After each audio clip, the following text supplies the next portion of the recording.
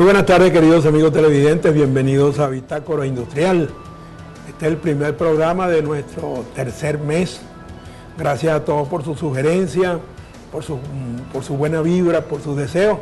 Sobre todo hoy, que es el día de la Virgen del Valle, la patrona de Oriente, nuestra patroncita, a la cual pues nos encomendamos fervorosamente, no solamente por nosotros, sino por el país.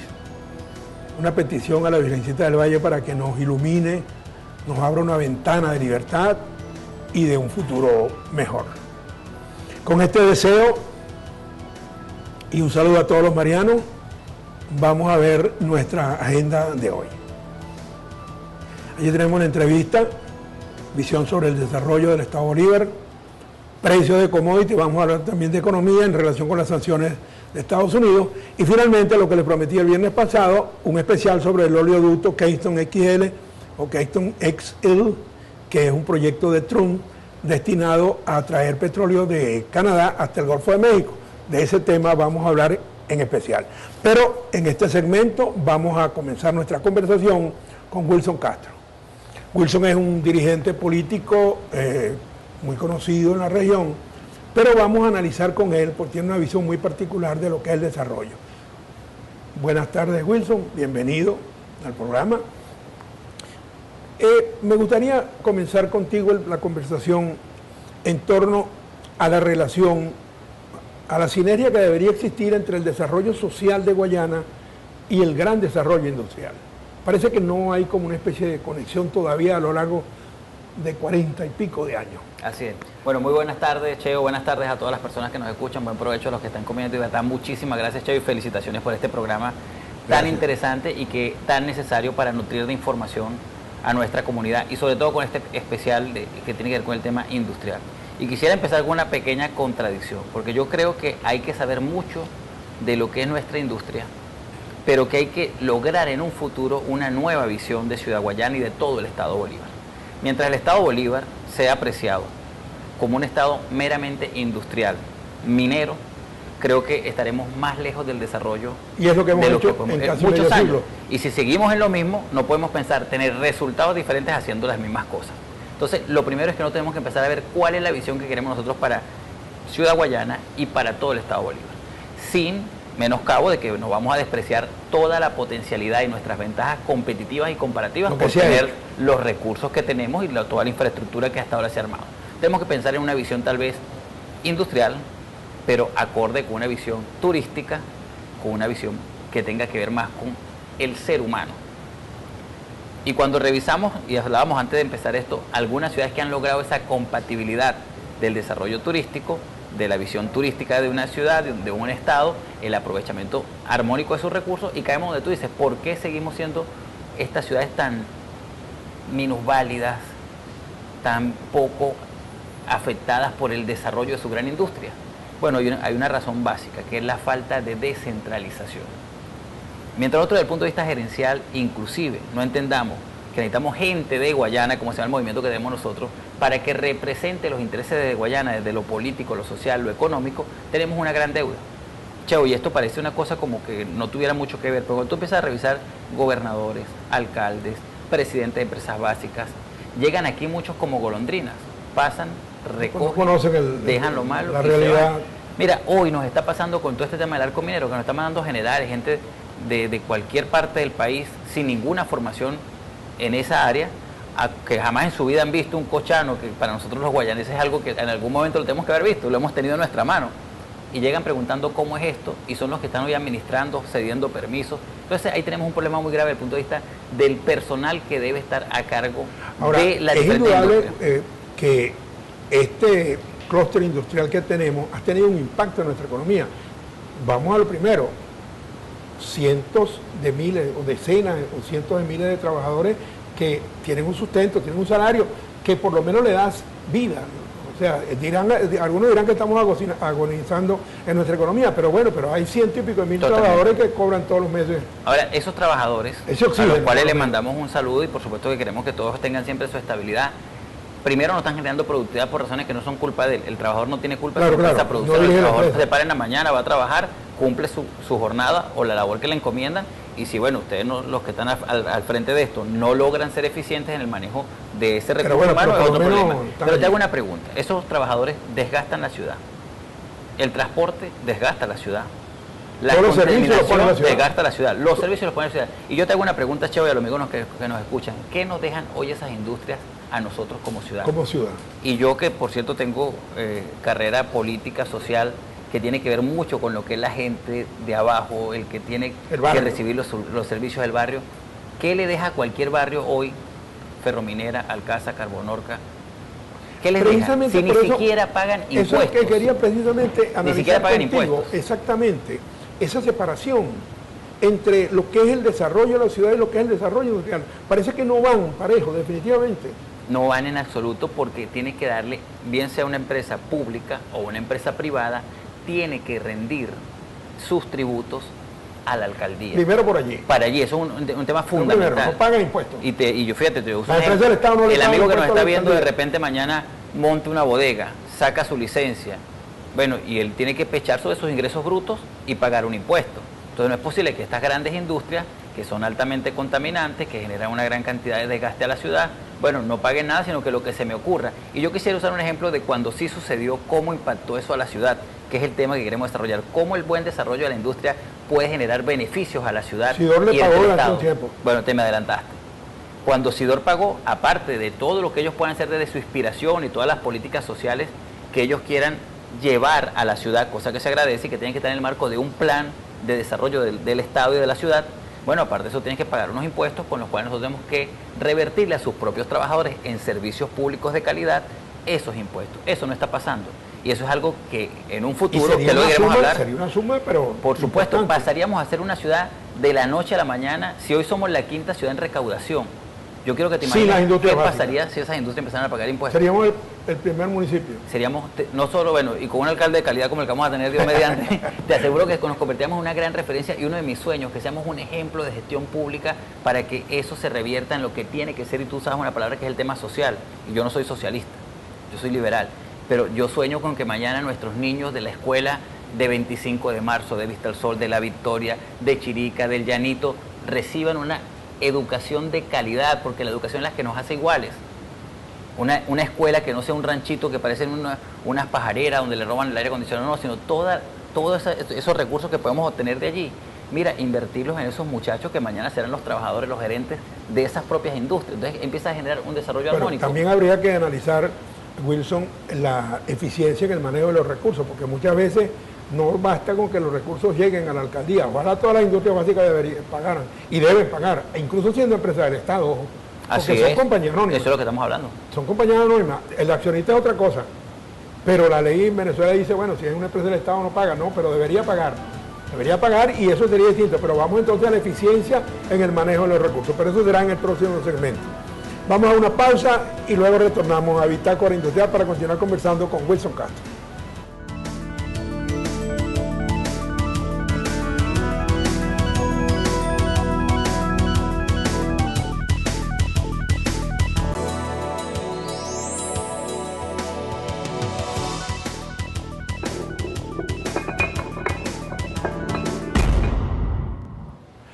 Continuamos en Bitácora Industrial conversando con Wilson Castro en torno a la relación entre la ciudad y el gran desarrollo industrial que significan las industrias básicas.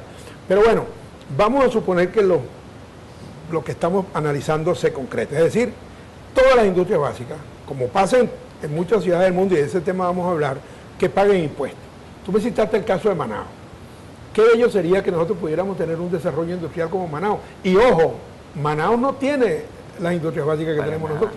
Y sin embargo tiene un Producto Interno Bruto 10 veces más grande que el Estado Unidos. Y un desarrollo turístico y una visión y una calidad de vida de muy alto nivel. Yo estuve en Manaos y de verdad que es impresionante. Pero tú hablabas un poco que es el tema de, tenemos ese sueño que es el deber ser, que es que estas empresas que están ubicadas en nuestro territorio le generen impuestos a nuestro municipio. Y ojo, es a nuestro municipio. Ahora, ¿cómo logramos que eso sea manejado de manera eficiente? Y tú acabas de nombrar el tema de Manaos. Pero podemos hablar en el caso de Brasil, podemos hablar de Manaos, podemos apenas cruzar la frontera y estamos en Boavista, y podemos hablar de Curitiba, podemos hablar de todos los ejemplos que hay en el mundo, y podemos cruzar la frontera hacia el otro lado en Colombia. Entonces tú dices, bueno, ¿qué está pasando con nosotros? Que aunque tengamos recursos, no se hay algo que no refleja. estamos haciendo bien. Entonces, allí usted que me está viendo tiene una responsabilidad. Y no voy a irme por ahí, pero simplemente usted tiene que ver por quién vota. Usted no puede pensar que si coloca a alguien que no tiene la preparación, la formación, no sabe de ciudades, no tiene ninguna orientación profesional, una orientación ética también, porque a veces colocamos a tipos que, bueno, casi que les falta el antifaz y entonces son los gobernadores, los alcaldes, el concejal. Luego Aunque dice, haya ¿por dinero, qué lo hizo mal? haya dinero, Hermano, no eso va, no va para ningún lado. Y vienen algunas claves. Uno es tener un verdadero proyecto de ciudad y un verdadero proyecto de Estado. Lo hubo. Hoy lo hubo y por eso nos desarrollamos. Y parece que no se nos olvida lo bueno del pasado. Así como hubo cosas malas, el desarrollo de toda Venezuela fue un plan que hubo. Y de Guayana especialmente fue un plan que hubo. Y mientras ese plan se ejecutó, hubo desarrollo. Referencia mundial. Lo llegamos a hacer como país. Entonces tenemos que retomar un verdadero plan de desarrollo con una visión nueva para nuestro estado y para nuestra ciudad. Eso es lo primero. Lo segundo, ese plan no es el plan de un alcalde, no es el plan de Wilson Castro si es alcalde o el de Francisco Sucre. No, debería ser un programa de la ciudad, es un sea plan quien de sea. la ciudad, tú lo Sea acabas de quien decir, sea. donde las universidades, las iglesias, los sindicatos, los industriales, todos estamos de acuerdo con ese plan y empezamos todos a ejecutarlo, los ciudadanos. Nuestro eslogan va a ser Recuperemos Guayana, porque esto no lo recupera ningún alcalde ni ningún gobernador. Esto lo recuperamos entre todos Ni en un año. con ese plan. Lo Ni en segundo un es año. la vocación para ese plan. Tiene que tener dos cosas muy concretas. Uno, la preparación de quienes lo van a ejecutar, junto con la colaboración de todos los entes, pero luego, una palabra que te va a parecer un poco cursi, amor. El amor por la ciudad, por el Estado, por el país, que nos lleve a que eso sea parte de una política pública que todos nos integramos a ejecutarla. Sin ese, aunque parezca algo muy loco, sin ese elemento que es el amor por la ciudad, por ser cada quien un poquito mejor, y aquí en Orinoco Televisión, por cierto, estamos Sí, la calidad ciudadana es la calidad de la ciudad. Pues no podemos tener una buena ciudad si el ciudadano no... Sí, bueno, esa es la clave. Tú no Pero puedes se ha pensar, perdido mucho eso. tú no puedes pensar en una ciudad desarrollada si no tienes ciudadanos que empiecen a desarrollarse. Y no puedes pensar en un país desarrollado si no desarrolla sus municipios. Esa es la clave. Entonces el desarrollo desde el amor por la ciudad, desde el amor por el lugar donde vivimos, donde esto sea nuestra casa de verdad, y ejecutar ese gran plan de desarrollo. Ahora, los recursos... Hay futuro. Totalmente, hay futuro. Mire, y todas las de Manaos. Hablamos de Brasil. Brasil vivió crisis mucho más horrendas que las nuestras, desde lo social, lo político y lo económico. Colombia, que tenemos al lado, es el mismo caso. Estamos viviendo la nuestra y yo creo que vamos a salir de esto y tengamos un gran aprendizaje y vendremos nosotros a poner las cosas en orden y, bueno, a ejecutar ese plan donde la industria, que es lo que estamos hablando el día de hoy, pague sus impuestos, donde tengamos gerentes públicos que sean eficientes, que por ese mismo amor que tienen, como una madre, chicos. ¿Cómo hace una madre hoy para llevarle comida a su casa, hoy en esta crisis? Hermano, eso es amor por su familia. Milagro. Y se faja y logra de una harina pan. Bueno, es el milagro que tenemos que convertir nosotros, como hoy se habla del milagro de Medellín. Manaos es un milagro, chicos. Manaos tenía, para que la gente sueñe y más o menos nos entienda, Manaos tenía su río, que es igual, de hecho hay una fotico por ahí con una tonina, que la ponen como si fuera Ciudad Guayana, no, eso es en Manaos. Es tan parecida a nosotros que tiene el mismo encuentro de dos ríos, el río Negro y el río Amazonas. Bueno, no tenemos aquí el Caroní y el Orinoco. Es muy parecida a nosotros. Todas sus costas estaban llenas de ranchos, igual que nosotros hoy.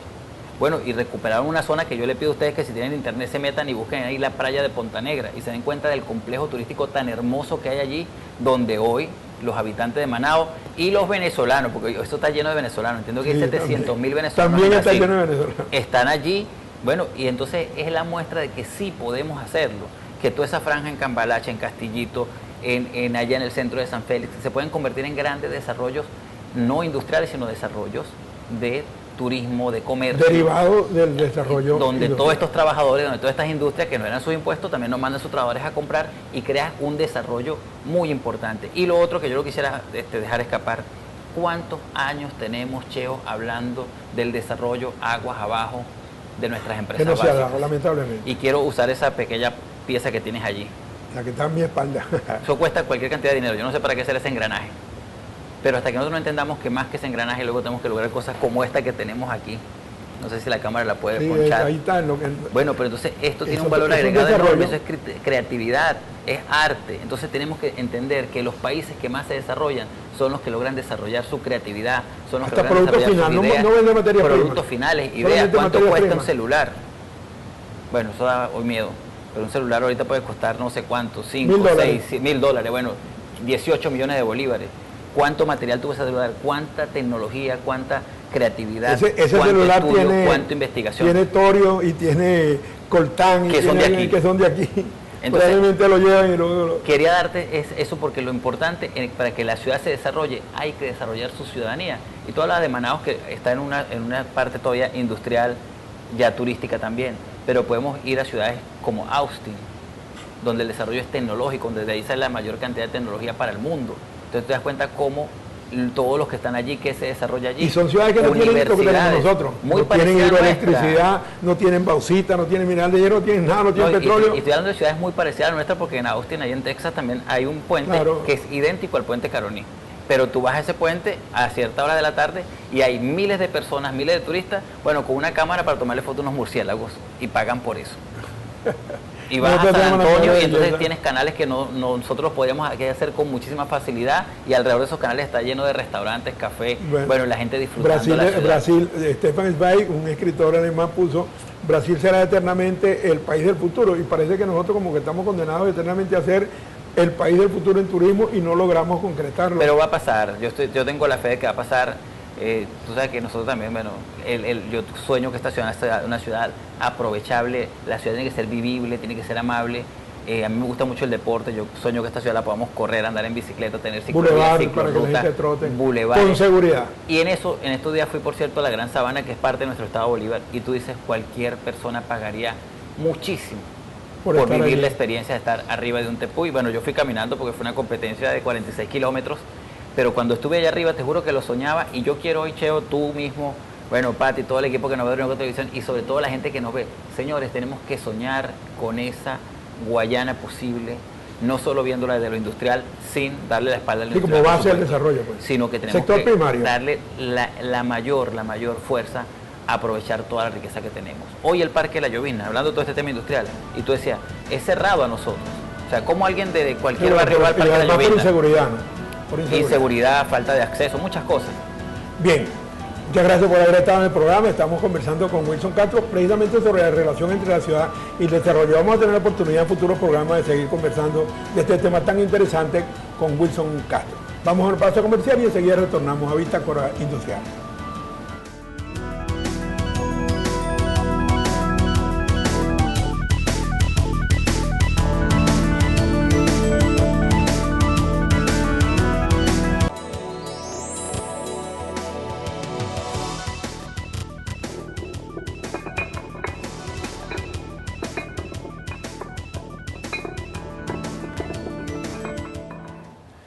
Continuamos en Bitácora Industrial. En esta oportunidad vamos a hablar de precios y economía. Primero vamos a ver los precios, están más o menos estables. Los mercados internacionales no han tenido muchos sobresaltos en estos días, salvo el efecto de los huracanes, tanto en el Golfo de México como en el Atlántico. Este huracán, sobre todo José está en el Golfo de México y probablemente tenga un cierto impacto en la producción de los pozos de las plataformas petroleras del Golfo, lo cual debería recuperar un poquito los precios. Pero no ha ocurrido una variación tan importante. En el segmento siguiente vamos a hablar del oleoducto y allí sí vamos a ver el impacto que pudiera tener esta obra, este gigantesco oleoducto en los precios petroleros, pero por ahora se mantienen estables. A pesar del efecto de Irma, el efecto de José, todos estos fenómenos naturales pues han variado un poquito los precios, pero realmente no han tenido un impacto muy importante. Quizás la próxima semana sí pudiera haber una cierta variación en los precios, pero por otros elementos que vamos a analizar más adelante. Pero vamos a aprovechar este segmento de precios y economía para hablarles un poquito de lo que significa las sanciones de Estados Unidos y el efecto que están teniendo. Mucha gente, cuando el presidente Trump anunció las sanciones, mucha gente pensó que iba a ser una especie de cataclismo financiero para Venezuela. Eso no ha pasado. Realmente, las sanciones se refieren a la negociación futura de papeles de venezolanos, es decir, de bonos, para el caso de que Venezuela quiera emitir nueva deuda. Nos faltan unos 5 o 6 mil millones de dólares de aquí a diciembre, y la mejor manera de obtenerlo pudiera ser pues una emisión de bonos. Para esa emisión de bonos, el presidente Trump prohibió que las empresas norteamericanas que los bancos de inversión norteamericanos los puedan comprar. No es una prohibición de que si usted tiene un bono venezolano no lo pueda vender. Sí puede venderlo, pero no puede ninguna empresa norteamericana ni ningún banco que tenga relación o sucursal en Estados Unidos puede comprar bonos de nueva deuda venezolana. El que tiene un bono puede venderlo.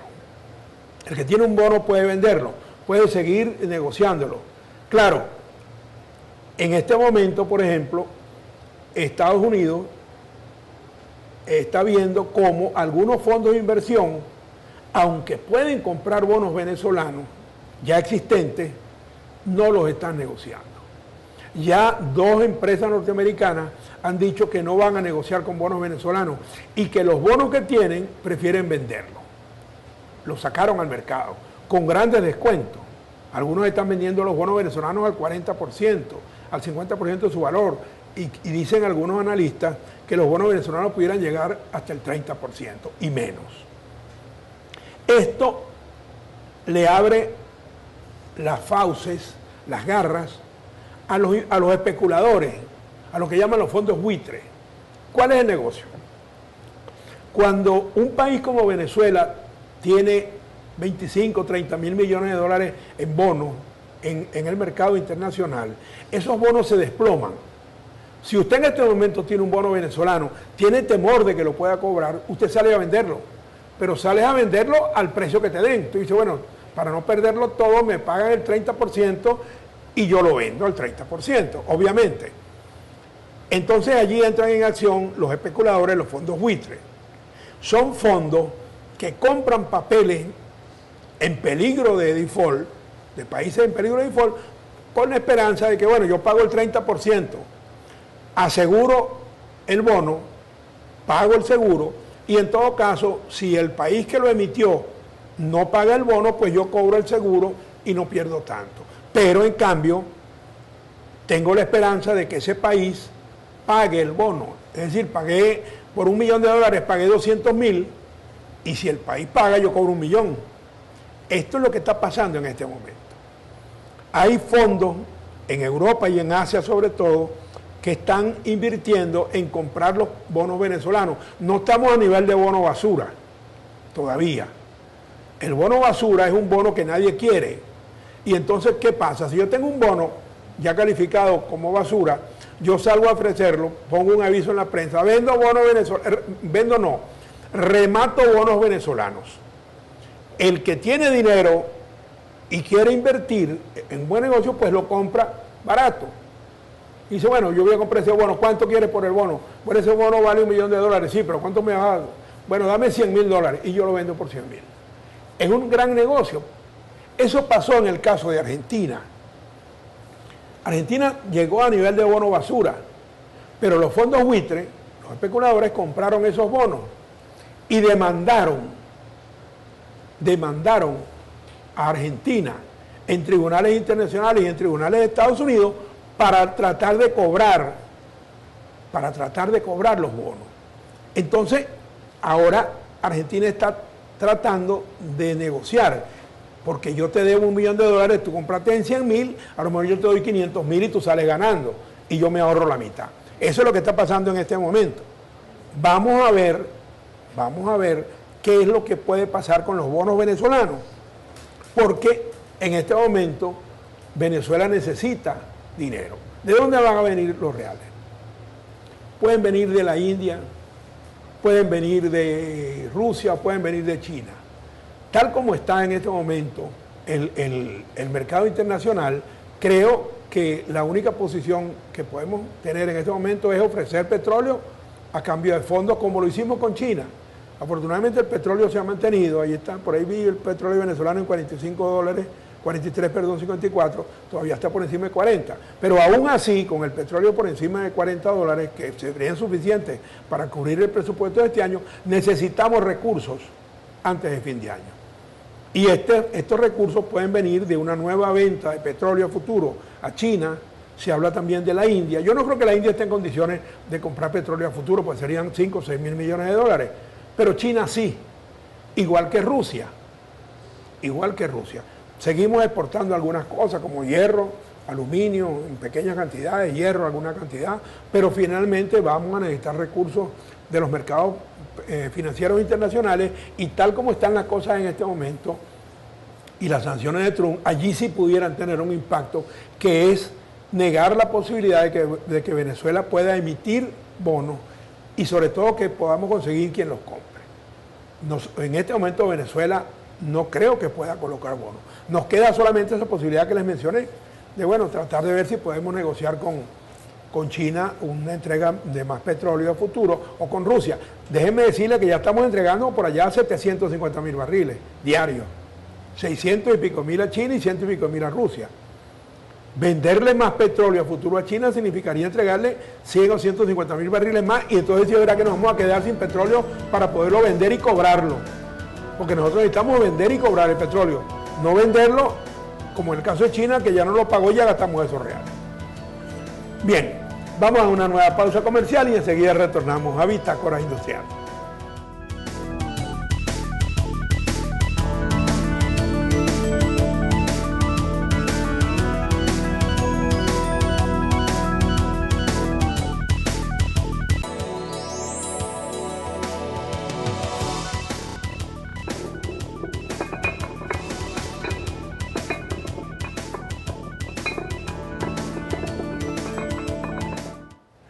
Bien, en este segmento y el siguiente vamos a hablar de un proyecto que está adelantando Estados Unidos.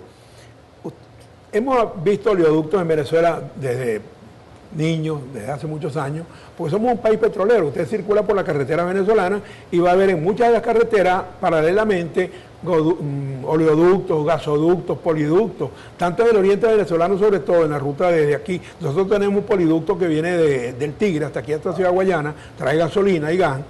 Tenemos oleoductos y gasoductos de la zona del Tigre hasta Anzoátegui, y allá en el lago de Maracaibo tenemos miles de kilómetros de ductos y poliductos, como también los tenemos en el centro del país. De manera que estamos acostumbrados en Venezuela a lo que son los oleoductos. Hay oleoductos gigantescos, hay pues proyectos tremendamente grandes de oleoductos en el mundo. El petróleo se transporta en oleoductos o en tanqueros. Vamos a ver primero un micro, para hablarles de este tema que tiene una importancia vital para nuestro país. Vamos a hablar primero de qué es un oleoducto. Vamos a ver este micro.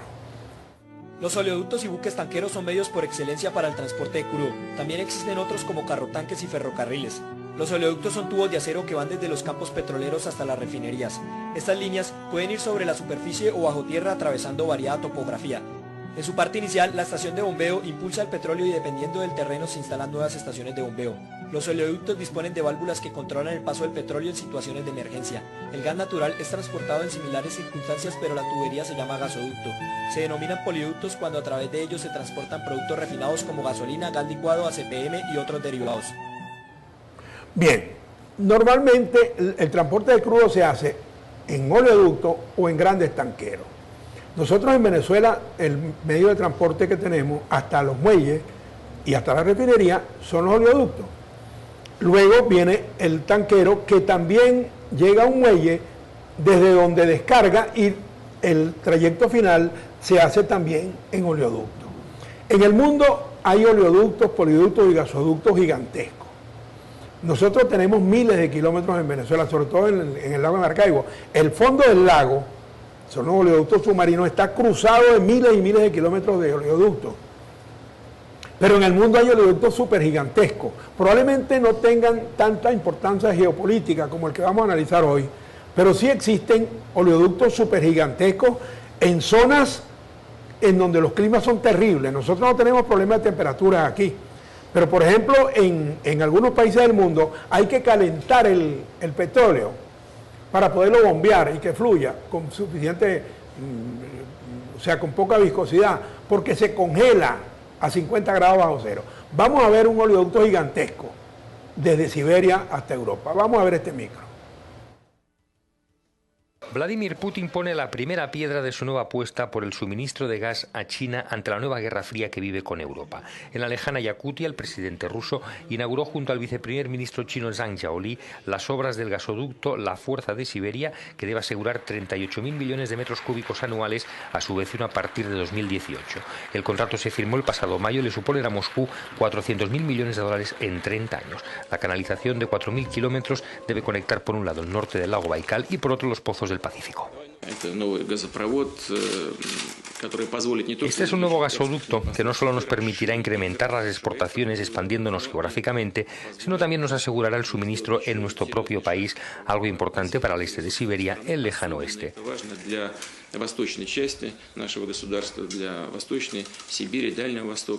Por su parte, el suministro a China no solo es una cuestión comercial, sino también geoestratégica. A causa de la guerra en Ucrania, las sanciones mutuas entre Bruselas y Moscú, el aprovisionamiento a través de los gasoductos a Europa es más frágil que nunca. Además, la misma Unión Europea busca ahora alternativas para preservar los países orientales, y Putin no esconde su interés para seguir profundizando en las relaciones con Pekín con el objetivo de que se convierta en su socio a largo plazo. Bien, en este caso, por ejemplo, en el caso de Siberia, los oleoductos soportan temperaturas extremas. Usted puede enterrar el oleoducto, pero las subestaciones de bombeo tienen que ser pues a superficie. Por eso hay, los oleoductos se entierran a una buena profundidad, de manera que no nos afecte tanto el clima, pero como digo, las estaciones de bombeo o de rebombeo en la superficie son sometidas a climas extremos. Por eso entonces hay oleoductos enterrados, hay oleoductos que van, como en el caso nuestro, a ras de tierra porque no tenemos problemas climáticos, y otros que tienen que ser submarinos, sobre todo los que van desde la costa hasta donde el barco puede anclar, porque muchas veces los grandes tanqueros, en la mayoría de los casos, no pueden llegar a la costa, no pueden atracar, sino tienen que quedarse afuera en alta mar, y hasta allí hay que llevar. Vamos a ver el caso entonces donde hay que llevar un oleoducto hasta el buque que está en alta mar. Vamos a ver este micro sobre ese tema. Se necesitan para construir la nueva línea y su monoboya con la que se cargarán los buquetanques son aproximadamente 20 kilómetros de tubería de 1 metro con 22 centímetros de diámetro, una monoboya, un sistema de válvulas para controlar el paso de crudo del tubo a la monoboya, conocido técnicamente como PLEM, mangueras submarinas que conectan el sistema de válvulas a la monoboya y las mangueras flotantes con que se cargan los buquetanques. Todos estos elementos pasan por pruebas técnicas para asegurar su correcto funcionamiento antes de ser instalados. En el caso venezolano, nosotros tenemos en el muelle, en el lago de Maracaibo, tenemos estas monoboyas, porque como digo, los tanqueros muchas veces no pueden acercarse al muelle, son gigantescos. Entonces tienes que cargarlo costa afuera, a veces a 1 kilómetro, 2 kilómetros, y hasta allá tienes que llevar una tubería. También tenemos esas tuberías en Morón, en la refinería de Morón, lo tenemos allá en el lago, lo tenemos en Guaraguao, en José, en el complejo petrolífero José, el criogénico, lo tenemos en Guaraguao, allí al lado de Puerto de la Cruz, Barcelona, y también lo estamos construyendo en Güiria, porque el proyecto de Güiria contempla cargar buques con gas congelado, gas licuado, pero esto tiene que ser hecho entonces con esta tubería submarina. Por eso hemos estado hablando de la importancia de estos sistemas de tubería para cargar buques cerca de la costa, que es lo que usamos en Venezuela. De manera que la importancia de los gasoductos en este caso pues se refiere al país que es petrolero y carga buques. Los grandes oleoductos tienen una importancia entonces geoestratégica, geopolítica. En el caso nuestro no, porque simplemente lleva el petróleo del pozo a la refinería y hasta el muelle. Nosotros no tenemos oleoductos que transportan crudo, por ejemplo, a un consumidor en Brasil, o un oleoducto que lleve petróleo y productos derivados de hidrocarburos a Colombia, como tampoco lo pudiéramos tener hasta Uruguay o Argentina, que nos compran. Pero en el mundo sí hay oleoductos que van de un país a otro. Entonces no hace falta usar tanqueros, no hace falta mucha complicación, sino simplemente lleva del pozo, del yacimiento, al consumidor o a la refinería. En este caso estamos hablando entonces de que el oleoducto adquiere una importancia política, geopolítica, financiera y entra en lo que llaman el juego de poder. Es el caso, por ejemplo, de Putin y su relación con Europa. De este tema geopolítico y un oleoducto importantísimo vamos a hablar en el próximo segmento, pero por ahora vamos a una pausa en Bitácora Industrial.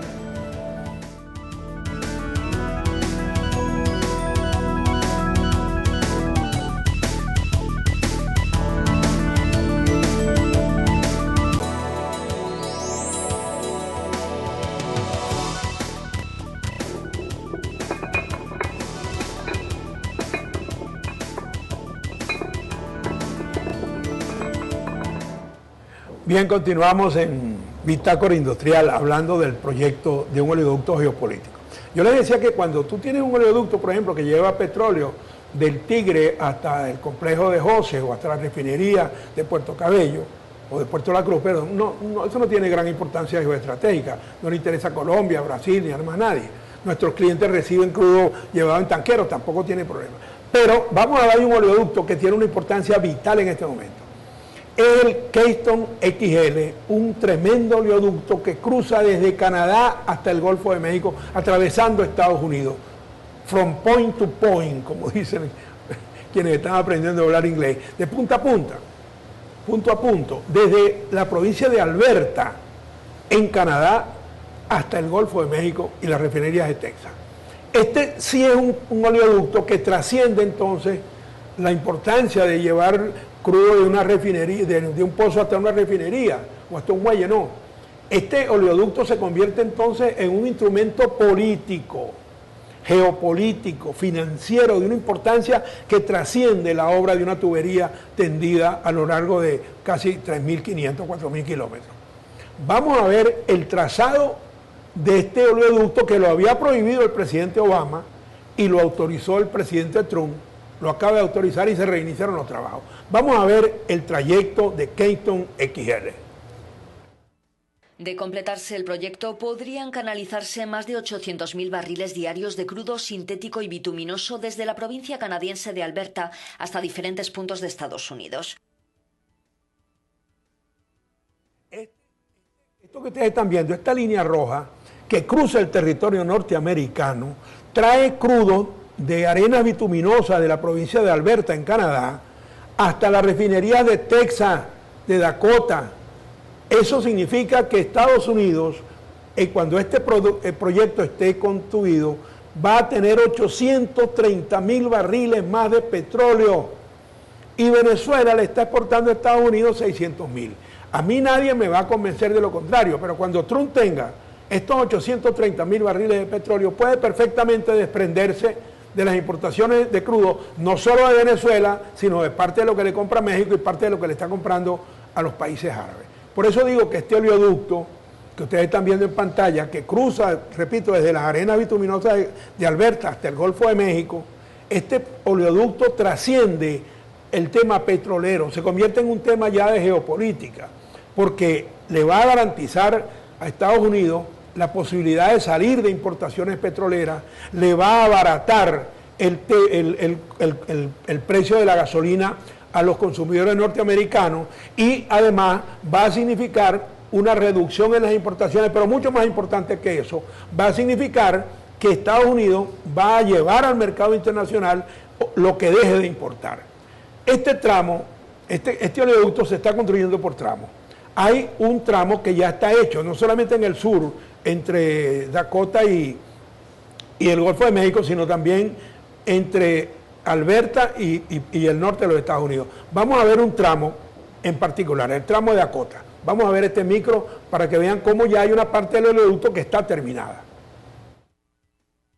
El oleoducto tiene una extensión de 1.825 kilómetros y trasladará petróleo pesado desde Dakota del Norte hasta el estado de Illinois. La vía está a menos de 1 kilómetro de la reserva de agua de las comunidades indígenas Sioux de Standing Rock. Según la empresa Energy Transfer Partners, dueña del proyecto, el crudo refinado llegará a los mercados directamente. La tribu Standing Rock asegura que esta vía contamina el agua, omite su existencia y viola las políticas ambientales de Estados Unidos. El proyecto, con un presupuesto de 3.800 millones de dólares, también unirá Dakota del Norte con las refinerías de Illinois, pasando por otros 2 estados, entre ellos el de Missouri. Vamos a dejar el mapa allí, vamos a pedirle fíjense, vamos a dejarlo un momentico allí congelado por lo siguiente, fíjense ustedes. Resulta que en Dakota del Norte, en el extremo de ese tramo del oleoducto, Dakota del Norte tiene yacimientos de esquistos, que son tan criticados los yacimientos de esquistos porque el fracking provoca daños ecológicos, etc. Pero aparte de las arenas bituminosas de Alberta, en Canadá, este oleoducto, sobre todo en este tramo de Dakota del Norte hasta Illinois, está trayendo crudo de los yacimientos de esquistos. Parte de ese tramo ya está construido. Y entonces allí vamos a tener, al final, en Illinois, antes de bajar hacia Texas, vamos a tener, hay refinerías que están ya programadas para procesar los crudos extrapesados que vienen del norte. Estamos hablando entonces que este solo tramo de Dakota del Norte hasta Illinois son 1.825 kilómetros. Pero vamos a ver en cifras el impacto que va a tener Keystone XL cuando esté terminado. Vamos a verlo. Allí tienen esta tabla. Los 2.700 kilómetros son de nuevas tuberías, no lo que ya está construido. Una inversión de 53.000 millones de dólares, 100.000 empleos, 850.000 barriles diarios en un oleoducto para cargar crudo extrapesado desde Alberta y esquisto desde Dakota del Norte. Por cierto, los crudos de Alberta son parecidos a los de la faja petrolífera del Orinoco, son arenas bituminosas, aunque aquí a los directivos de PDVSA no les agrada cuando uno habla de arenas bituminosas, ellos prefieren hablar de crudo pesado, pero resulta que los crudos de Alberta son arenas bituminosas, que es exactamente lo mismo, la misma densidad, 10 grados API, que pueden tener los yacimientos de la faja petrolífera del Orinoco. En esta tabla que ustedes tienen en pantalla, estamos viendo el impacto del Keystone XL, que cuando esté terminado, con esos 850.000 barriles diarios, eso es más de lo que le vende Venezuela a Estados Unidos en este momento, que son alrededor de 650.000 barriles, y también más de lo que le está vendiendo México, que son 700.000 barriles. ¿Qué va a hacer Trump cuando tenga este tremendo oleoducto terminado? Sobre las críticas. Efectivamente, en este momento hay tribus indígenas, porque todos estos estados, Dakota, Ohio, Illinois, estos son zonas indígenas, son zonas indígenas que van a tener sus protestas, ya las tienen. Trump no aceptó las protestas, realizó los trabajos, pero el presidente Obama sí lo había hecho, porque hay tribus indígenas que se están oponiendo a que el Keystone XL pase por su territorio. Vamos a ver el mapa para que ustedes aprecien cómo en el trayecto, allí lo tienen. Este mapa es muy bueno, porque allí tienen la parte verde. La parte verde es una parte que existe, la parte roja es una parte que van a construir, y entonces, sobre todo la parte roja, en donde tiene un ángulo de 90 grados, allí hay tribus indígenas, y ellos están diciendo que ese proyecto les puede perjudicar sus aguas, sus tierras, etc. Pero ya Trump dijo que el proyecto va. Obviamente, cuando Estados Unidos tenga en el Golfo de México estos 830.000 barriles, va a poder suspender importaciones, y ese crudo que Estados Unidos debe comprar va a inundar los mercados internacionales y va a afectar los precios. De manera que quise hacerle este especial con Keystone XL para que vean la amenaza que tenemos con este oleoducto. Bien, hemos llegado al final de Bitácora Industrial por el día de hoy. Cuídense bien este fin de semana, disfrútenlo. Los invito para que vean Bitácora Industrial del próximo viernes. Buenas tardes para todos.